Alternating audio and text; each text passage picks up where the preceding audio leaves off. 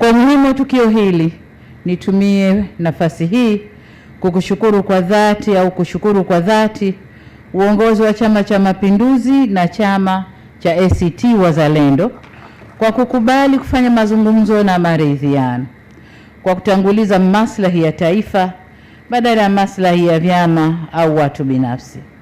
Mheshimiwa Rais, ndugu viongozi na wananchi wenzangu, maridhiano si udhaifu, bali ni ukomavu wa kisiasa unaojenga misingi ya umoja na kuheshimiana.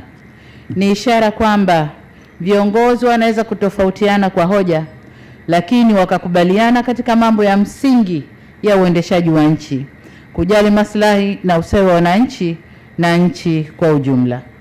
Mwelekeo huu wa kiungwana tulioshuhudia leo unafungua ukurasa mwingine katika kuimarisha umoja, amani, utulivu na mshikamano wa wananchi wa Zanzibar na Tanzania kwa ujumla. Hakika jitihada hizi zinapaswa kuendelezwa na kuenziwa. Nimesema kwamba hili ni jambo la kiungwana kwa kuwa uungwana unatufunza siasa za kushindana kwa hekima na sio kupaza sauti bila mantiki. Uungwana unatufunza siasa zinazotanguliza maslahi ya nchi na wananchi wake, na siasa zinazotawaliwa na sauti zenye staha, utu, heshima na utulivu ili kufikia mustakabali wa pamoja wa kitaifa.